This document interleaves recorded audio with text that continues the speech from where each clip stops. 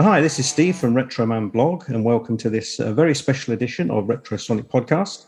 Well, you just heard Targets, the opening track from the superb new album by Fake Names called Expendables. Fake Names is a collaboration including some sort of people that you might know their bands that they've been in. You've got Brian Baker from Minor Threat and Bad Religion, Michael Hampton from Embrace and Faith, Johnny Temple from Girls Against Boys, Brendan Canty from Fugazi, and I'm very pleased to welcome vocalist from Fake Names, Dennis Lyxzén. Welcome, Dennis. Thank you. Thanks for having me. Well, it's great to sort of have to get you involved, and thanks very much indeed. So, as I said, that was a great track, the opening track from Fake Names' brand new album, which is out now on Epitaph Records. So, first of all, I mean, I know you're a huge music fan, as we're going to get onto a little bit later, but so what was it like getting involved with all these names from your past that you were probably into when you were younger, and what was it like as a music fan yourself? You know, finding yourself in a band with all these sort of names from these illustrious names from the past. You know, how do you feel about that? I mean, now I feel pretty good about it, but in the early days, it was very, very surreal because, as you said, that's my record collection from my youth. I mean, still, you know, but I'm such a nerd about music that there's so much about DC hardcore that I know that when they're talking about stuff and people, I'm like, oh, that's that guy from that band. And they're like, how do you know that? I'm like, I just know that kind of stuff. And then, so for me to be in that room with those guys, it's just, it's pretty fantastic. I mean, they're excellent players. They're excellent people. And I'm very, very glad that for reasons not really known to me, they asked me to be in their band. And I'm like, yeah. I mean, when Brian asked me, he came up to me at a festival a couple of years back and he said, I have a new band with Michael Hampton. Do you want to be the singer? I said, yes. No follow-up questions or anything. I'm just like, yes. And that was it, you know. So you didn't know what, I mean, even if they'd have said, we've got this country and western band or something, you know, you just said, yes, you put your name down. I would still do it. I would still do it. 20-piece bagpipe orchestra, you know. yeah. It's Brian Baker. He was in Minor Threat. Come on, you know. Yeah. So no, and it is interesting because I think that when people see the bands that we've been in, and I mean, it's the guy from Refused and it's the guy from Minor Threat and the guy from Faith. I assume that a lot of people think it's just going to be like a hardcore band. But I love the fact that what Brian and Michael is going for when they write their songs is that they just want to be like, I mean, this sounds weird, but it's an adult punk band. When I saw the names involved and Refused, especially, you know, and I was thinking, yeah, it's going to be a thrashy, hardcore band from, you know, people in their sort of 50s, maybe, you know. And I thought, wow, you know, this is interesting. But when I heard it, I'm going to say personally, I was quite pleasantly surprised because I mean, I love the melodic side of punk, and what you've got here on the sort of two albums that you've done and the single is like it's really tight melodic punk. You know, there's no waste. It's just this really taut. Is that a good word? You know, like really tight, you know, melodic punk. You know, and I think it might surprise people, but I think pleasantly because it's got all the energy of punk, but it's got the melodies as well. So I think it would appeal to a lot of different sides of the punk genre. You know, people like myself who like more the buzzcocks, the melodic stuff, and people like the hardcore fans will still get that energy as well. Yeah, you know? Yeah. It's interesting because when Brian and Michael were busy like inventing hardcore, because that's kind of what they did. They were into punk. Like whenever I talk to them about like Negative Approach or stuff like that, they're like, no, we were into like Generation X, the Buzzcocks. You know, that's what they were into, and that's still kind of what they're into. And I mean, even like Brian liked classic rock. He's like kind of a classic rock dude. So it's like it's more that they're going for the stuff that they fell in love with when they were in their hardcore bands than trying to emulate the hardcore bands of their past. I think and I think it is perfect because I think it really plays to their strengths and it plays to my strength. And I think it's just, as you said, it's like it's quite melodic, but it has a lot of energy and has a lot of like propulsion, but it's still kind of very catchy. And I think it's just like I think it wouldn't have been as good if we wanted to try to do like a thrasher hardcore band. I don't think it would have been this exciting. Yeah, that's a good point. And Epitaph Records have put out, so that's quite a big label, isn't it now? So you've that's put out the new album, and you're touring in the States, I think, are you, to promote the album? Yeah. I'm actually going on tour next Sunday. I head out to the States. I mean, yeah, like mid-April we start touring, and it will be interesting because at this point we've released twice as many records as shows played. So that's also going to be fascinating. We only played the one show, and that show was even before the first record came out. And we played one show in New York, and then we were supposed to do a couple of shows around the release of the first record, but then we all know what happened in 2020. Yeah. So I'm super excited to be able to play these songs live and to feel like what that's going to feel like. Because I mean, I even remember like, when we recorded the first record, I'm like, oh, it's pretty good. But then to play those songs live, I'm like, oh, no, it's actually really good. But then when we recorded this record, I'm like, this is great. Yeah. So I'm hoping that to elevate these songs to the next level when we play it live. Well, I think it's yeah, I think it must be great. You know, I mean, you must be raring to go because now you've got a bit of a back catalogue of enough for a full set of songs, you know, and I said they're all, I can just imagine that they're going to sound great live. I'm going to pick another track now, if I may, which I think is a great song, is from the album, which we'll have a little snip of, and that's Delete Myself. Great song, yeah.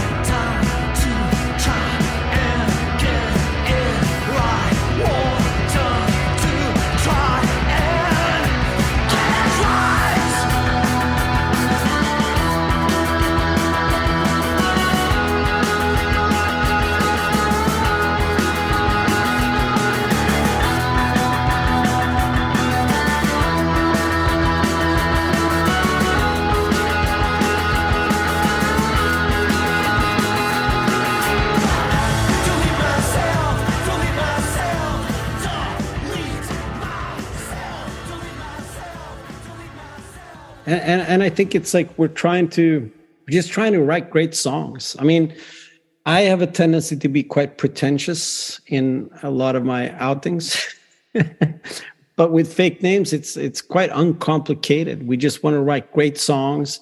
And as I said, I mean, those guys, you know, their love for like 70s punk rock and classic rock, I mean, it shines through. And then I love power pop, and I also love that kind of punk. So I mean, it's a really good fit. Yeah.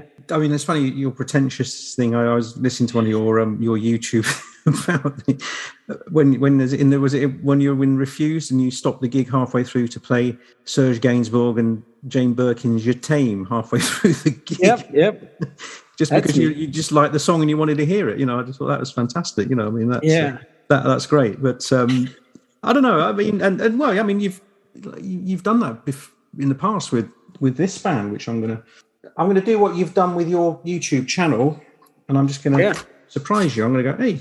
Oh, there you go. That is my power pop band, yeah. Lost Patrol Band. So, you know, I think you've gone through phases of just stripping it back to the basics. I mean, Lost Patrol Band, fantastic power pop punk album. I mean, that's not a million miles away from No. you know. So it is funny that Michael Hampton had that record in his collection, and he really liked it. He didn't know it was me. He's like, once I became the singer, like, I guess he Googled me. He's like, oh, I have that record. That's a cool power pop record. So, I mean, yes, I have touched upon this before. And I saw some review where it's like, people are like, oh, it's weird to hear Dennis singing this type of stuff. I'm like, oh, well, then you haven't, you haven't followed my career then. Because I've done, I mean, even with Noise Conspiracy, that was more rock and roll, but I was definitely like touching upon power pop stuff sometimes and catchy choruses and that kind of stuff. So, I mean, it's not a million miles away from stuff that I've done before. Well, I think I'm going to interrupt the show there for a little public service announcement, and I'm going to play a little bit of the Lost Patrol Band, if you don't mind. No, I don't mind. And I'm going to pull rank here, and I'm going to say this is a great track. This is my personal favourite choice. It Feels Like Drowning.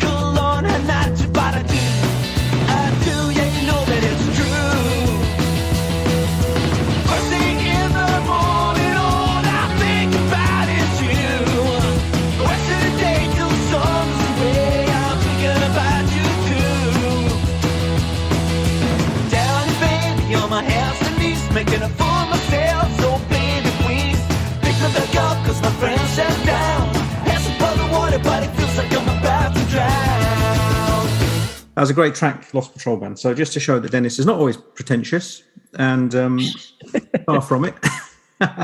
And if you've seen his YouTube channel, I can assure you that he any pretensions are blown out the window. Great. So going back to, you said that Michael Hampton had that Lost Patrol Band album.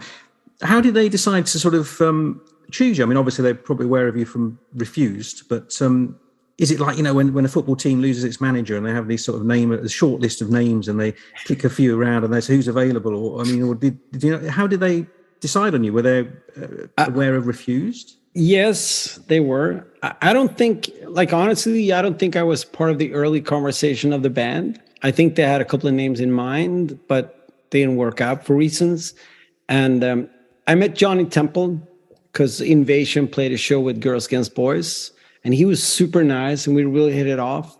And then I met him at that same festival where Brian Baker came up to me, and we were playing with Refused. And I think it was just Johnny Temple saw Refused, and he's like, oh, that dude, he's pretty awesome. Like, maybe we should ask him. And then I think that was it. I think he texted the other guys during the Refused set saying, like, we should ask Dennis. And then I guess Michael Hampton took out his Google computer and like, who is this guy? And then Brian was like, oh yeah, Dennis is great. I like Refused. So I think that was it, you know? Yeah. Oh yeah, that must be great. You must have been made up, you know, to have that opportunity, you know? Yeah, for sure. It was funny because they asked me and I was like, my mind was kind of blown. I'm like, holy shit, what's happening? Like, and then Brian was like, well, it's this thing that we're doing. Like, do you want to sing? I'm like, yeah. And I remember texting, Andre that plays drums in Invasion, because he has a tattoo on his arm that says 80s hardcore. Quite a general tattoo. 80s hardcore. He's loved 80s hardcore. And I texted him, I'm like, I'm in a band. I think Brian Baker asked me to be in a band. He's like, holy shit, that's awesome. And then a couple of weeks went by and I'm like, did I dream this? What happened? And I didn't hear from them. And I'm like, maybe they changed their mind. And then they sent me an email and they sent me a couple of songs and I did some demos. And then they were like, all right, the demo sounds great. You need to come over and hang out. We need to talk about music. And I flew to New York for a couple of days and just to hang out with them and talk about music, basically. And they had there's a couple of bands that I had to like and listen to be a part of Fake Names. And who were they? The Ruts. Very, very important. Yeah. And a band called Empire. Empire? I don't know Empire. It's people from Generation X.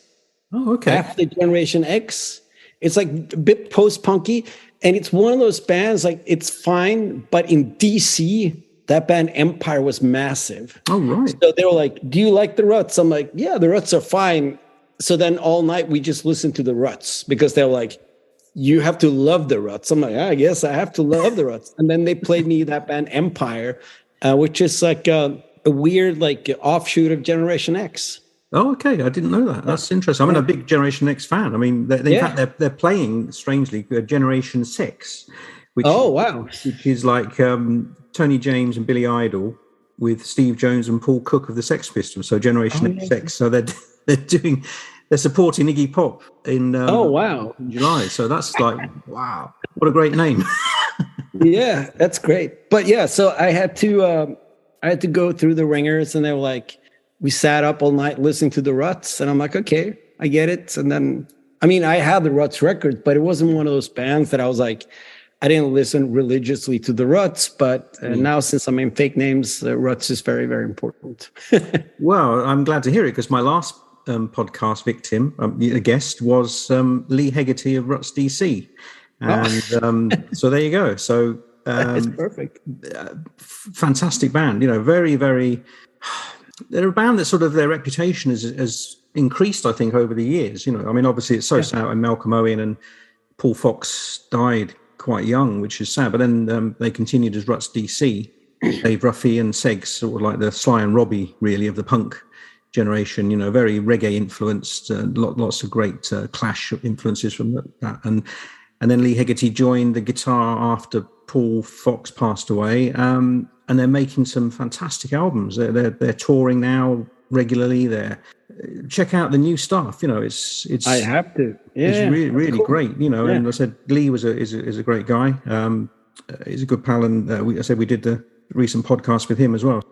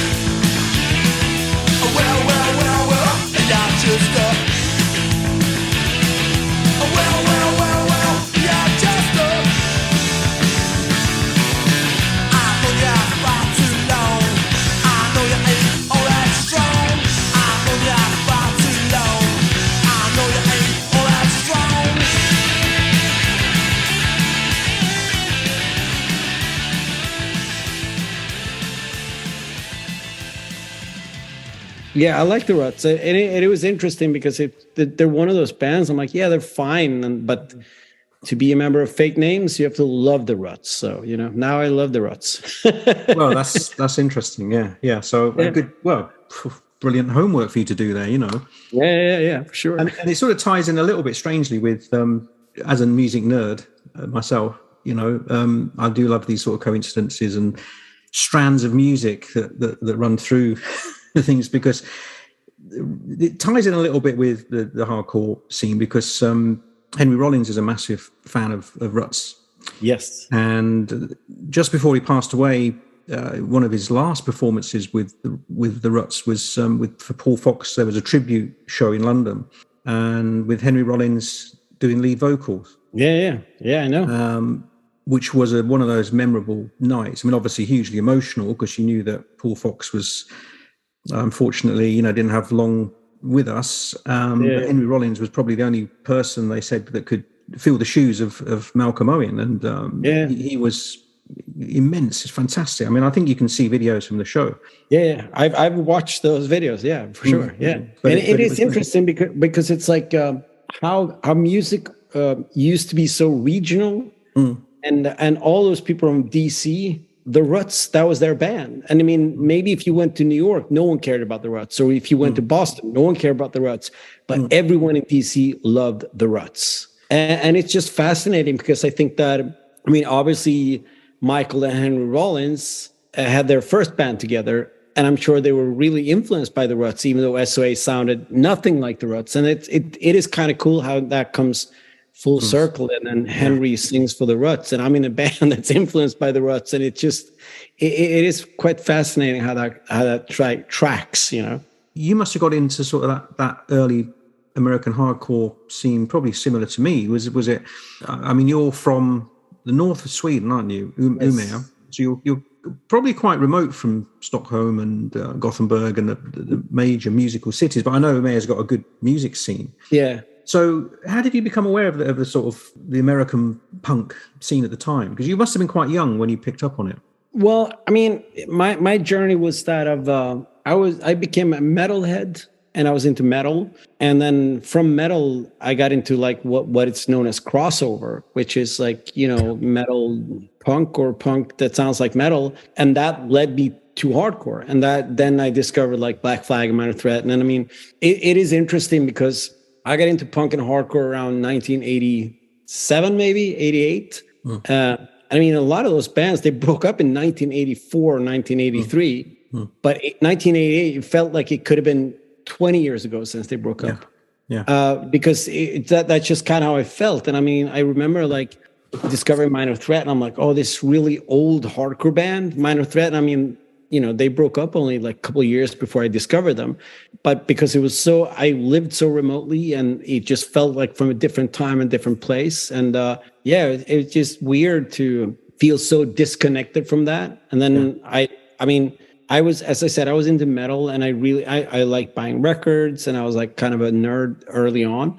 But then when I got into punk and hardcore, I just dove right into it, and I just became like a collector, and I wanted to know everything. I wanted to have all these records, and especially, which is interesting, especially that DC hardcore scene with Minor Threat and Faith and Scream and all those bands. They were like on the top of my list of that type of hardcore that I listened to. So it's quite interesting to be in like a DC hardcore band, but being like the token Swedish guy, you know. No, it's a great story, you know. And I mean, for me, it was getting into probably over here in the UK at the time, probably 81 was like Dead Kennedys.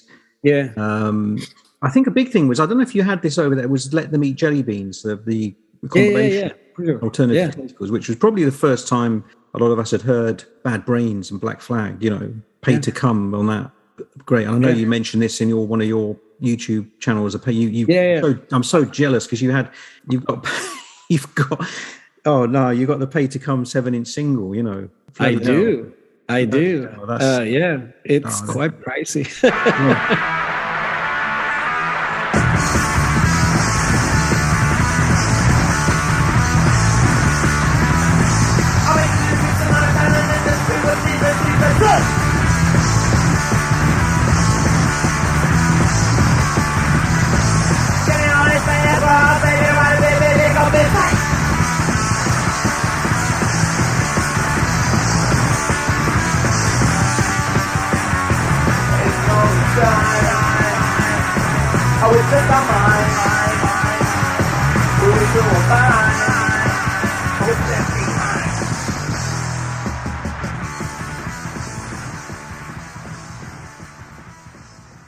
It is interesting because, as you said, like Let Them Eat Jelly Beans, it was like a lot of people's first introduction to American hardcore. And even though I discovered it years later, it was also one of my first introductions to a lot of those bands. Someone had a tape, and someone knew like I got into punk and hardcore, and someone gave me that tape. And I mean, it was the first time I've heard like Dead Kennedy, maybe not Dead Kennedys, but a lot of those bands, it was like the first time I heard those bands. I mean, that was also for me an important, you know, compilation, even though I discovered it like probably 6-7 years after you guys did. But I mean, it's still to this day a pretty awesome compilation. So the first time I was, maybe I was 19, and Union Carbide Productions played a show in Umea. And I worked the show Oh, right. I was working for the people that set up the show, and they told me, like, you need to go to the liquor store with the Union Carbide guys. And I was wearing like a Minor Threat hoodie, and they were like, "Oh, you're into hardcore," and I'm like, because I knew Union Carbide was, but for me, they were like, they're a couple of years older. So when you're 19 and they're like 24, they're just like old men playing rock and roll. And then they start talking about like hardcore and, you know, how they love Minor Threat. And I'm like, my mind was blown. I'm like, what the fuck is happening? Like, why do these guys know about hardcore? Yeah.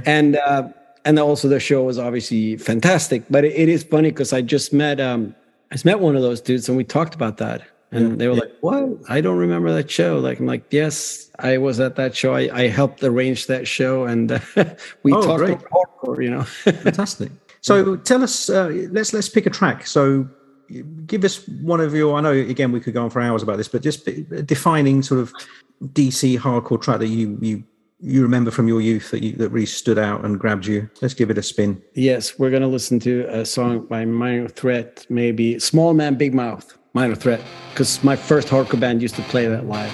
Oh, great. Well, let's hear it. Come back,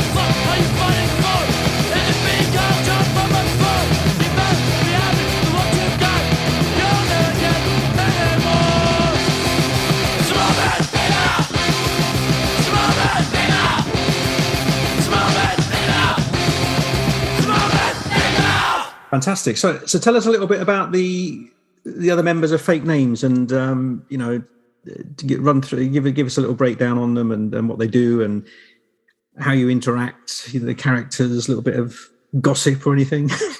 Yes. Well, Brian Baker was obviously in Minor Threat and then in Dag Nasty, and then he played in the sleaze band Junkyard, which is not that bad actually. And then he's been in Bad Religion for the past like 20 plus years, something like that. He was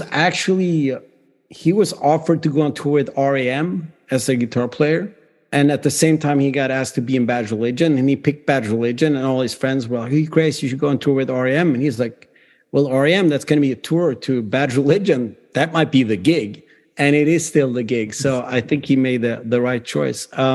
Brian's a little bit of the guy in charge of making Fake Names happening. And he's super smart, and he's super funny and super sarcastic. And he's a real joy to hang out with. And he's just a great guitar player. And then you have Michael Hampton that was in Henry Rollins' first band, S.O.A. Mm-hmm. And then he was in Faith with Alec Mackay, Ian Mackay's brother, and then he was in Embrace with Ian Mackay. And then for the past 20 years, he's been doing scoring music for TV shows. That's kind of what I'm up to. Yeah. He's super nice, really nerdy. Like I think you would get along with him really nicely. He loves to talk about 60s garage rock and 70s punk, and he's like a record collector nerd kind of guy. Super nice. Yeah. And then we have Johnny Temple, who plays the bass, and he was in Soulside. Well, he is in Soulside and Girls Against Boys, because both those bands are still playing shows. And he also runs a book publishing company called Akashic Books that puts out a lot of fantastic books. Akashic they're Books? doing like the Glennie Friedman books, with the photo books, and some really cool stuff. And he's like the nicest guy. And I'm always staying at his house when I'm in New York. And then the new guy of the band is Brendan Canty from Rites of Spring and Fugazi. And he was in a hardcore band called Deadline back in the day. And he is incredibly funny and incredibly positive and really super nice. He's one of those dudes that walk into the room and he's just laughing. There's always a story and he's always laughing, which is interesting because I was lucky enough to see Fugazi a couple of times live, and even the International Noise Conspiracy opened up for Fugazi once. And they seem really serious and they seem really like focused on that thing. And so to be able to hang out with him, and he's just like a boisterous, very happy person, it makes me very glad. But they're a great bunch of people, and it's like when you grow older and when you sort of define why we're doing this, it just becomes a bit easier because everybody just wants to play music and everybody wants to have a good time. We don't want any drama, no bullshit, no ego. It's just like you just want to play in this band and write great songs, basically. Yeah. I can see the attraction of that. You know, you get all that angst and all that out of your system, don't you? And then you learn from mistakes, I guess, you know, and over the years, and you know, being in bands. And so let's pick out a fake names track then that you'd like to play. All right, let's see what we got here. I would like to play the song "Don't Blame Yourself," which is one of my favorite tracks.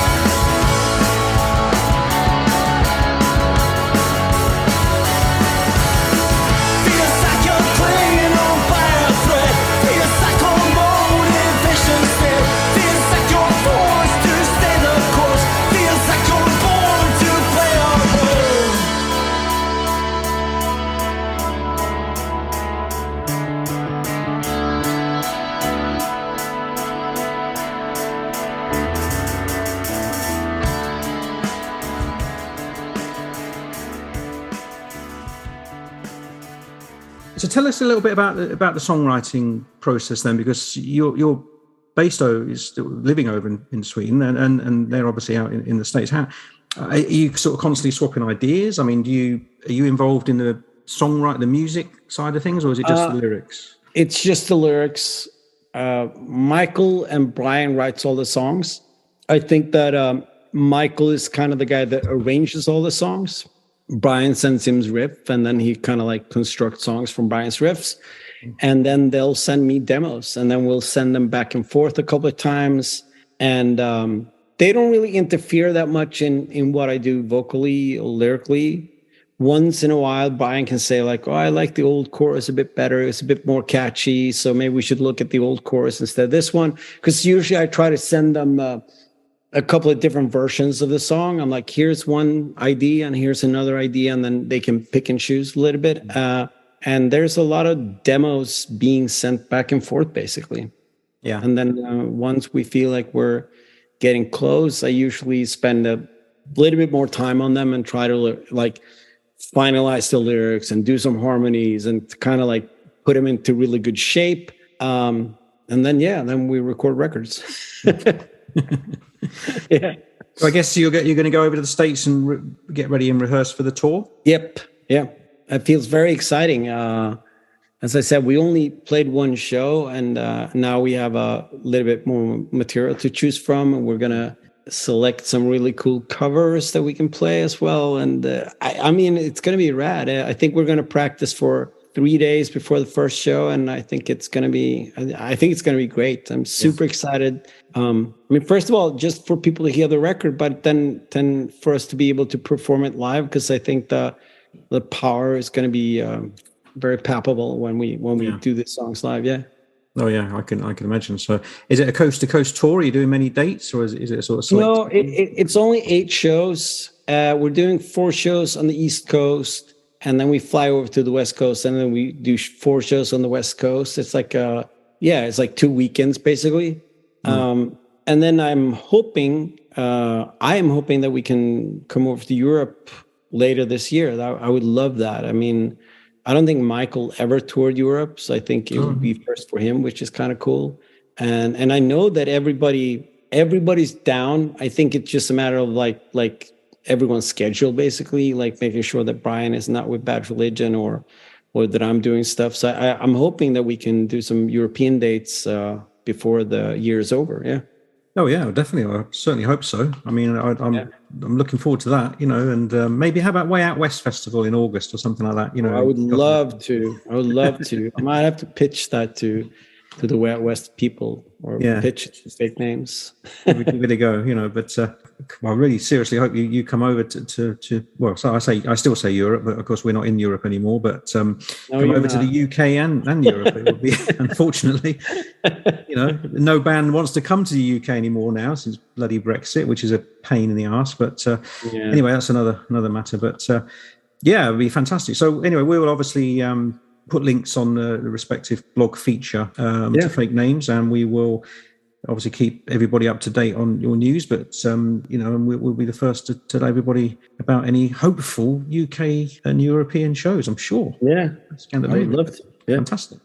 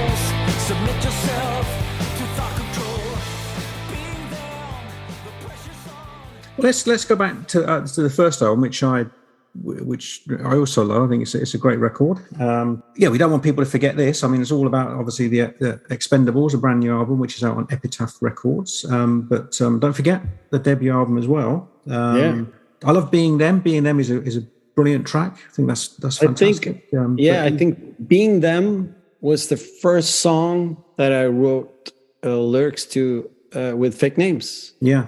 It was one of 3 tracks they sent me to do demos, and Being Them was one of them. And it was already called Being Them, and I just played on that, and then I sent that back, and they liked it. And that is a great song. Yeah, it's a great one. But you've chosen another. Well, they're all brilliant songs on this album as well. And it's a short, sharp shock of a record. Brilliant record. Yeah. Don't be confused, because it does play at 45 RPM. So it's a 12. And I keep getting caught out by it. And I'm thinking, hey, this is a real grunge core record. It's really slow and grungy and grindy. And I think, oh shit, it's on 45 RPM. So don't be surprised, everybody. But you've gone for This Is Nothing, which you picked as your favorite from the album. Is there a particular story behind This Is Nothing? No, I think it's just a great song. I really like it. I like the way the chorus flows. It's a really nice track. Yeah. And I think you mentioned a little good thing when we were just off air for a technical issue briefly there. You said, obviously, there's a lot of history between all of you. If you think about all the bands that you've been in, the music that you've played, the places you've been over the 40 odd years, that some of you have been in bands, 30 and 40 years. And I think you said something nice there that, it's about time you need to create some history for Fake Names. Which obviously starting with the tour in the States, hopefully there will be. And I think obviously all your other many and varied projects that all of you have got, I hope that this will continue, and well, let's end that little section on Fake Names with This Is Nothing from the self-titled debut album. Perfect. Right.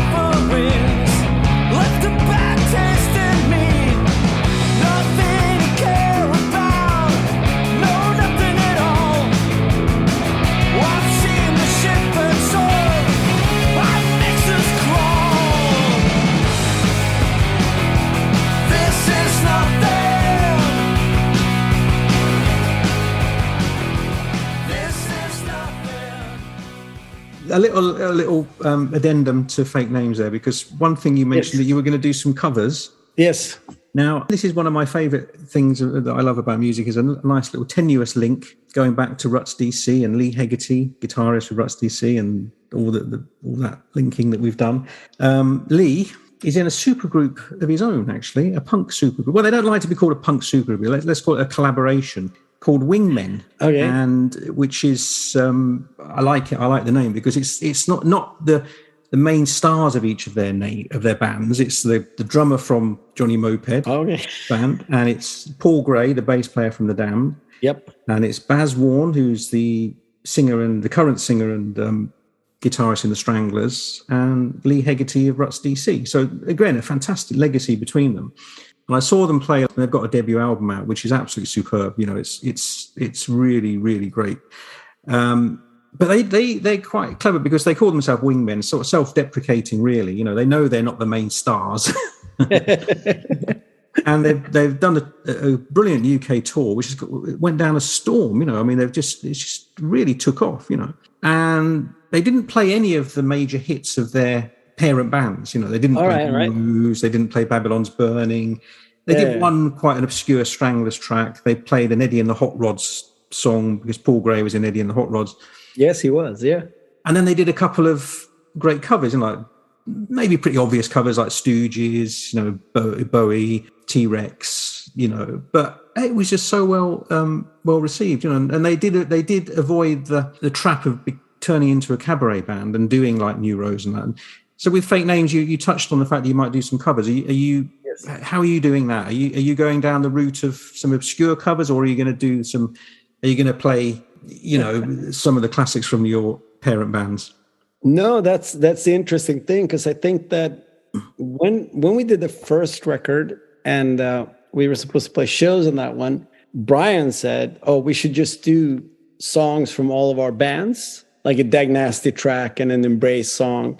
But then Michael Hampton said, "We're never playing an Embrace track. That's just off the table." And now I think with 2 records in the bag, we don't need to rely on those records. I mean, it would be kind of weird. It's like, oh, let's play a Minor Threat song.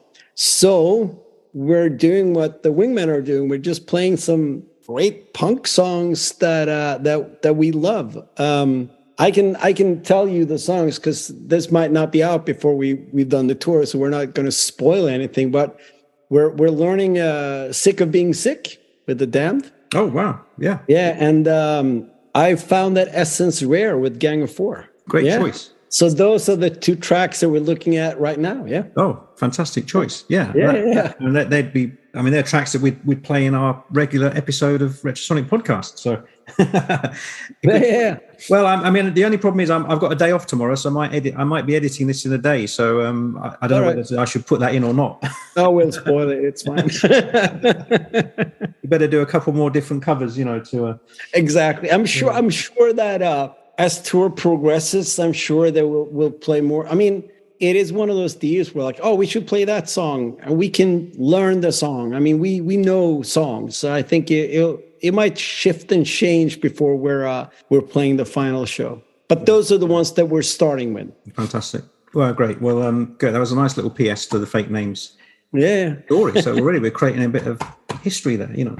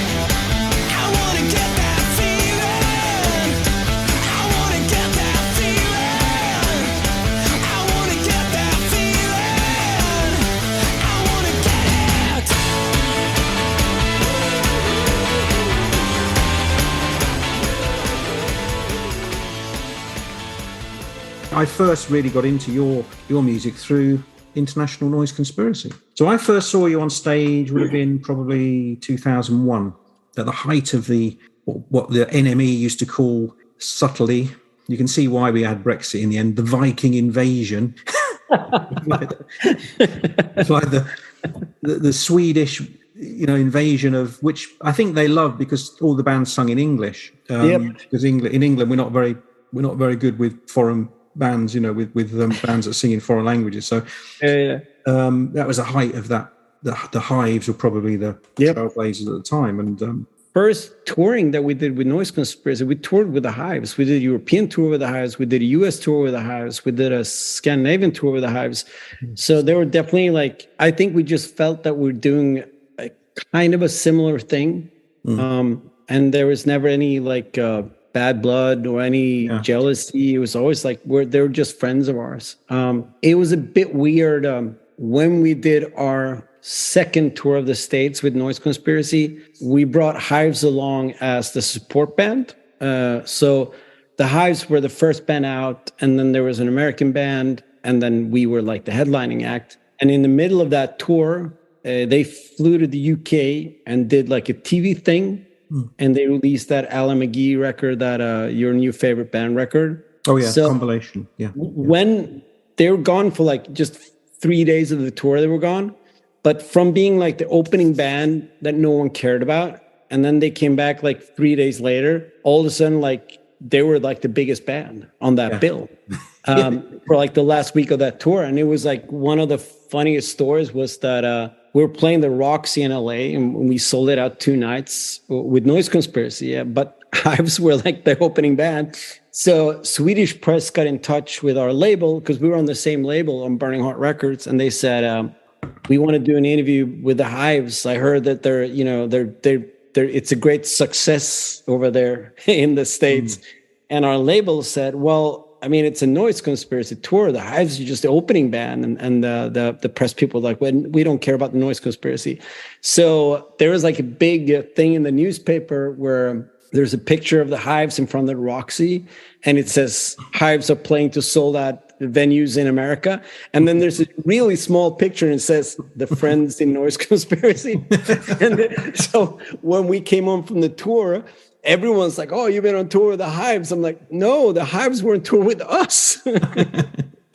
But that's a classic, isn't it? I mean, it reminds me of another a bit of self-plugging as usual. I did a podcast with Chris Wilson of Flaming Groovies, who Paul Slattery, my photographer friend, worked with, and a great guy. He'd like to drink, and I was talking to him, and I said, "So how did you feel about being a cult band?" And he sort of slammed his pint glass on the table, and beer spilt everywhere. And he's like, "We're not a cult band." He said, "What you got to remember is the Ramones supported us. The Ramones supported us at the Roundhouse. That famous gig, that the Pistol, the Ramones supported us." And you think, you sort of felt his pain, a little bit. But I mean, many years later, there's no bitterness. There's nothing about that. I mean, the Hives became, for a minute in time, the biggest band in rock and roll. That's what happened. And I mean, I want to say there could have been Noise Conspiracy, but I'm going to be honest and say we never wrote Hate to Say I Told You So. That's just the fact. Like, they wrote that song and they just took off into the stratosphere. And, from touring together, we never toured together again. And then one time I think we were in the States and we were touring, we were flying home from somewhere. And the guys in the Hives, we meet them at the airport in Munich, and they're also flying home from somewhere. And we're hanging out, we're talking, and we get in the plane, and the Hives are like the row in front of us in the airplane. And when the plane lifts off, they just close the curtain. So they were like one row ahead, but the curtain was closed, and they're like in first class, and we're back here, and we're like, it kind of summed up like our relationship. We're like, I guess we're back here and the Hives are up there. And I don't know. They're great guys. And I mean, Refused tour with them in 2019, and they are just fantastic. I mean, I remember, bloody hell, I can remember some superb shows back then where with you and the Hives on the same bill, which is, I think most people now would find it hard to believe, and also like bands like Randy and Sahara Hot Nights, and obviously the Soundtrack of Our Lives, my big favorites, my mate. And it was a great period, where we all embraced Swedish rock and roll. It was interesting because I'm not sure it's lucky enough, but I always been like kind of marching to my own beat, and I was like, we're doing this stuff, and then Refused became a big band after we broke up. And when we started Noise Conspiracy, the garage rock thing wasn't really a thing. Like, we were into the Nuggets box set. I was into Northern Soul. I was into the Jam. We were like, let's start a band, And for like a hot minute, we were part of the cool thing. Like, for like a little bit of time, we're like, okay, we're part of this. Like, we got sucked up in this, like, the garage rock explosion revival thing. We're like, I guess, so it's quite fascinating to see. I mean, none of my other bands have played in the UK as much as Noise Conspiracy. Like, because at one point in time, we were like part of that whole scene, and it's quite interesting to see how that works. Yeah, because I don't remember Refused. As I said, I wasn't really into that scene at the time, but I don't remember Refused playing that often in the UK. No, we did. we did some really abysmal touring in the UK before we broke up. And then I think in 1996, we played the Fuck Reading Festival and did not go over well. Yeah. It was like GBH and Exploited, Peter and the Test Tube Babies, Angelic Upstarts, and Refused. And there was a lot of people in the front row screaming fucking wankers at us for like 45 minutes. That's England for you, yeah? It was pretty awesome. Well, you did say you didn't write I Hate to Say I Told You So, and but you did write, which again, I'm going to be self-indulgent here, one of my probably top 20 songs of all time, I would say, and that's Communist Moon from wow, this album. Yeah, which to me is one of those unexpected track, but yeah. Well, it's an absolute garage rock pop punk classic. I mean, what can you say? I mean, it's one of those songs in an alternative universe would have been number one, as they say. Well, the title is Communist Moon, so I mean, we're already shooting ourselves in the foot.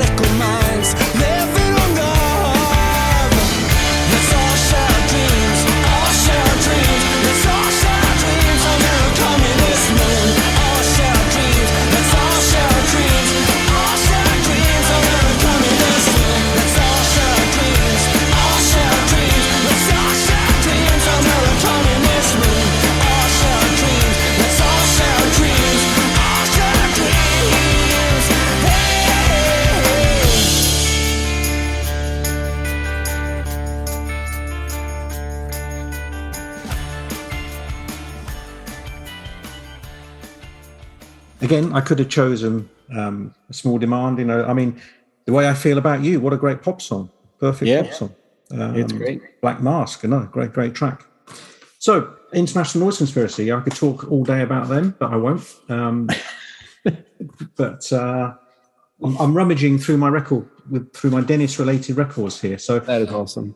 So, your current project as well as fake names, because I didn't want to get all nostalgic, is Invasion. Yes. Which again shows another aspect of your musical personality, in the fact that it's a kind of dark post-punk, very atmospheric band, which again, maybe people that it's very difficult because if you're a fan of your music, if you say I'm an International Noise Conspiracy fan, then suddenly you hear Refuse, you're going to go, bloody hell, is that Dennis? Or a Refuse fan might hear Invasion and think, God, bloody hell, is that Dennis doing that? Because you're picking out so many different aspects of your record collection, but turning them into bands almost.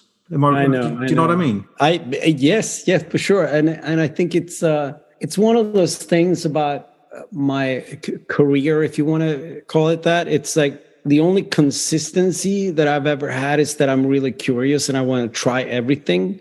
And I could see like the optics of it's people being like, wait, does he have like a weird post-punk band? And then he has this hardcore band. And then, I mean, I could see that, but it's like, it'd be incredibly boring if you're a person that only has this one thing.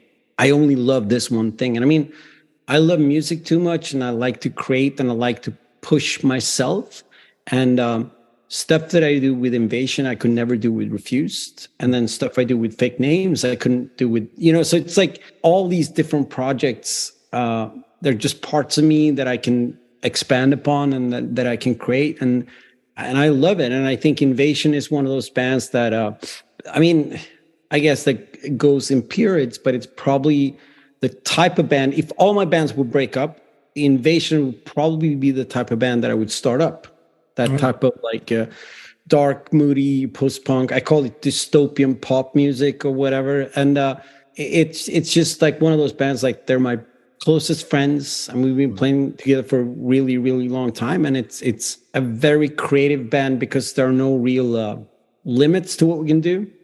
I mean, with Refused and with Fake Names, there are certain expectations of what people want from it, even though we're still kind of free to do what we want. But there are certain sort of there's like a framework basically, and Invasion doesn't really have that. We're pretty free to do whatever we want, and we're right now talking about what's the next record going to sound like, and what approach are we going to have, and we'll see. It's quite interesting to be able to do that. So this is very much a current ongoing project, isn't it? And we put out a record. I mean, it's a year ago we put out the latest record, and then actually on next Friday, I'm showing records as well. Here's a new Invasion EP coming out next Friday. Yeah, it's 5 songs. I mean, it's out digitally already on the streaming services, but the vinyl version is coming out on next Friday, whatever that is. Yeah. So I mean, that's very much ongoing. We're doing a European tour after the summer, and it's like one of those bands that I spend a lot of time on Invasion. Yeah. So if anyone hasn't heard, because again, Invasion hasn't played in the UK. I'm not that I know of. Have you played here? Yes. Yeah. About 8 years ago, we toured with Echo and the Bunnymen. Oh wow. Okay. Yes, we did like 5 shows with Echo and the Bunnymen, and it was great. And then we never came back. It's one of those like, sometimes you look at like your management or your booking agent and whatever, you're like, wait, we just did a really nice tour with Echo and the Bunnymen, and there's some cool shows, and their crowd really got us. And then we never been back. It's quite wild. But we did a couple of shows with them, and it was fantastic. So what's the new EP called, and how can people? It's called How Far Have We Fallen? And it's a bit of it's recorded the same time as the last record called Let the Night Love You. It's kind of the same session, but these are some songs that we just felt like we'll save this for the EP and make a really cool EP. It's not the leftover tracks. It's just some tracks that we felt didn't fit in on the vibe of the album. Yeah, sure. Tell me if, for our listeners who would like to get a taste of Invasion, what track would you... I know it's very difficult to sum up a band like Invasion because there's a lot of back catalogue and that, but give us an example of a track that you would recommend people listening to. I would say the song Slow Disco from the latest album. I think that's a track that sort of sums up the vibe of the band pretty well. Great, let's hear it. Let's hear Invasion and Slow Disco.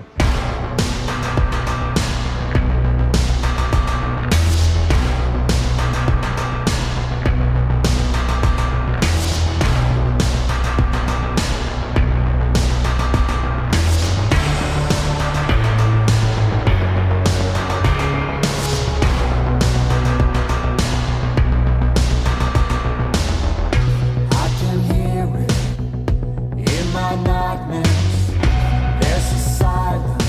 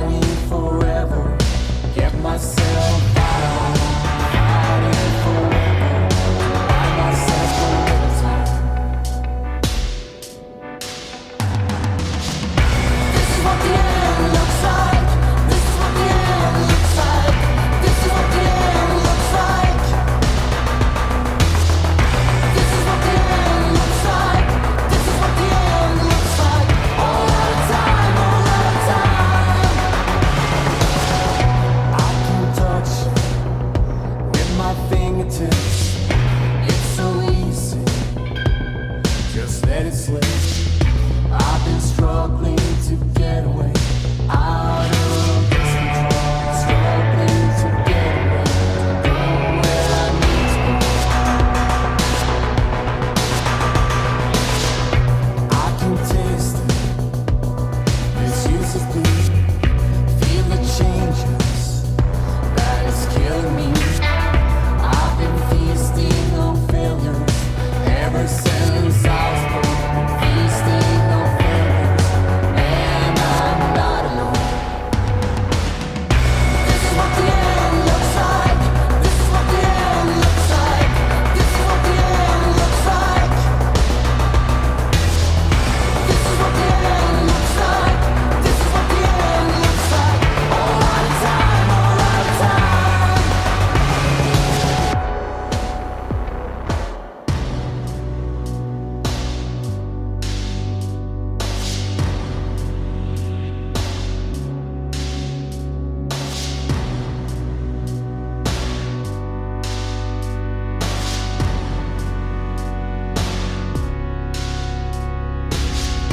It is war, it is violence. It is war, it is violence. It is war, it is violence. It is war, it is violence. Violence.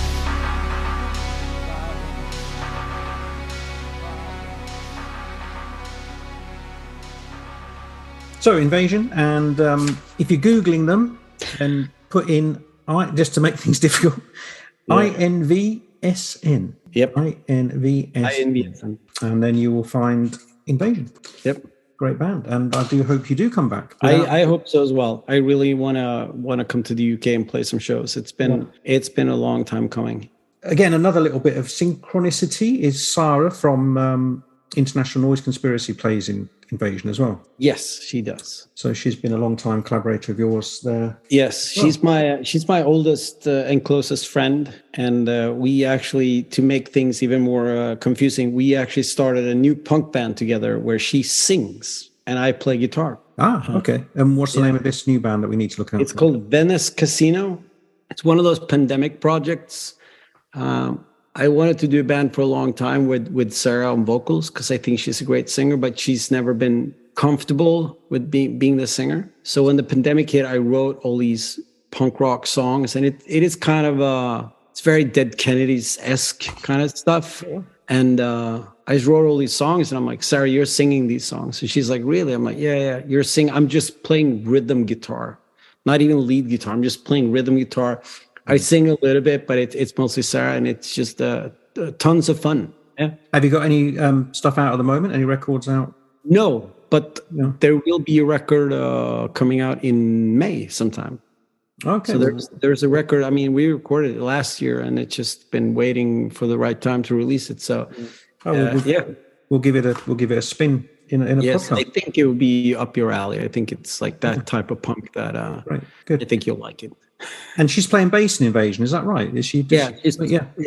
And talking about bass players, obviously Inge Johansson was a bass player of International Noise Conspiracy, and he's another one of our special podcast guests. So we had I mean, I thought your record collection was huge, but Inge's was like. When I interviewed, I was just looking at the room and his whole house. Everything was just like records. He's got a very small apartment, so yes. I think the question is quite overwhelming. Yeah, amazing. So, I mean, again, Inge goes into the International Noise Conspiracy, and he's got a great band called Gartu Plan, which is a Swedish language punk band, which is great. So check them out and check out our podcast with Inge. Thank you. Yeah, great. Well, Dennis, thank you. I think it's been fascinating talking to you, and talking about your another project quickly that you're on is Backengrillen. I don't know how you can pronounce that. Backengrillen. Which again is interesting because this is more of a dark jazz band with Mats Gustafsson on the sax, who I saw play in Uppsala in the Nymfet Noodlers reunion. Oh yeah, and it was amazing. Yeah, wow. I think he's like I mean, he's one of those dudes there. I was like, he's one of the best free jazz saxophone players in the world. He grew up in Umea, and he was a kind of punk adjacent in the early 80s. And then he moved and became a jazz sax player. And we've known him for years. And he asked if we wanted to do a collaboration with him at the Umea Jazz Festival last year. And we said, yeah, it sounds cool. But so it's like, it's me and David and Magnus from Refused. And then him playing saxophone. And it's like a weird mix of free jazz mixed with like doom metal. It's really awesome and really cool. And we also have a record recorded that's being mixed right now. And I hope that it will come out later this year. It's really, I mean, it's very free. It's like the record's like, 45 minutes long. It's like 4 tracks. Yeah, he was amazing to see him play live, But and again, another little link because Sweden's very musically very great community is Mattias Barjed was in Nymfet Noodlers when I and of course I saw the reunion, and he's in the new lineup or the last lineup of Refused, the live touring lineup, and he was also on your last album, which we saw you play in London, which is great. So there's lots of nice synchronicity there, it's a great community. Yeah, and I think Sweden's a small country, and the rock and roll scene of Sweden is kind of small. So if you've been around for long enough, you know everyone. And I mean, we known Mattias since he was in a band called Mind Jive in the 90s. Yeah. And Refused toured with Mind Jive. So in 96 or 97. So when the idea of like, we need a new guitar player came up, he was the only one on our list of people that we wanted to ask. And he said yes. And he is a full-fledged member of Refused these days. Oh, fantastic. Great. Yeah. Well, we saw him play the debut show he had a sort of classic rock band called Freefall with... Yes. Which it's also connected because it's Ludwig from the Ludwig on drums. It's all connected, isn't it? It is. In fact, I was in touch with Ludwig and Indochine playing in London. Ludwig lives now in Paris, and he's playing in a huge stadium rock band called Indochine, and they're playing in London soon. So I hope to get to see him again. But it's a great community which we obviously love. And check out Retrosonic Podcast, loads of Swedish stuff on there. Mattias Hellberg, Mattias Barjed in person, Ebert, obviously, loads of Swedish music, loads of Swedish artists on Retrosonic Podcast archive. And Dennis, just to end on, I just wanted to talk about your YouTube channel, which is Dennis Deep Cuts, which makes my podcast look like a sort of little paddle in the water.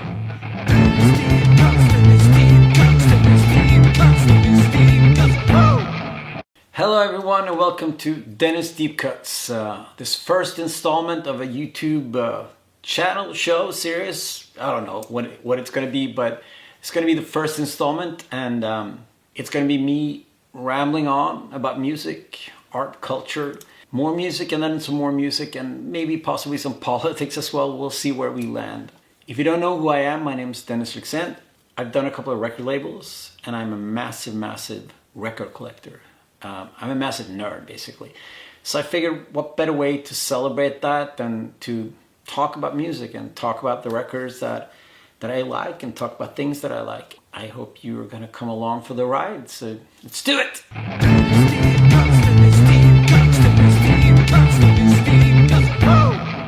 So this is where you just basically go through your record collection and music book collection and wax lyrical, and it's fantastic, fascinating episodes where enthusiasm for music just comes out, and it's dangerous because it will have you reaching for your Discogs and checkbook and going to the record shop. But tell us about this.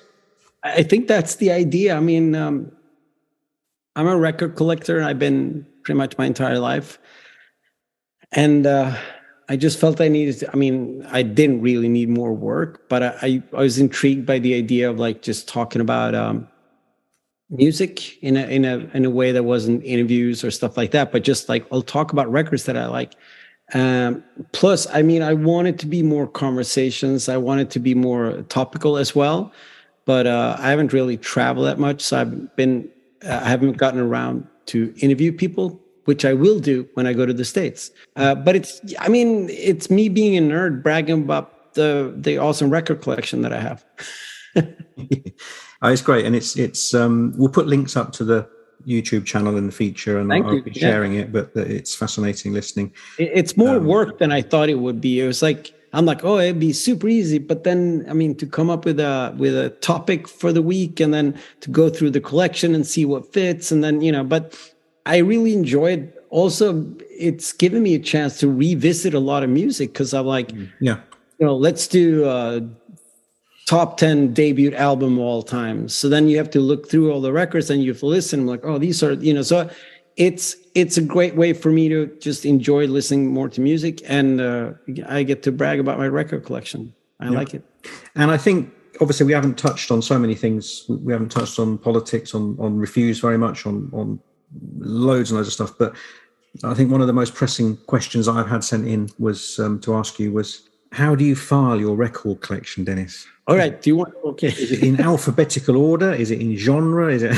It's in genre and it's in years. Right. So over here I have UK indie rock, which is kind of broad, but it's everything from post-punk to the Smiths to whatever, the Waterboys, basically. Yeah.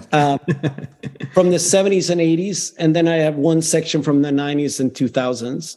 And then I have a US indie section from the 80s and 90s, and then over here I have a UK classic rock 60s, 70s, and then I have US classic rock 60s, 70s, and then I have metal, and then I have hard rock, and then over here by the wall, that's all American hardcore from 1979 to 1989. Wow. So it's like genre and year and then alphabetical.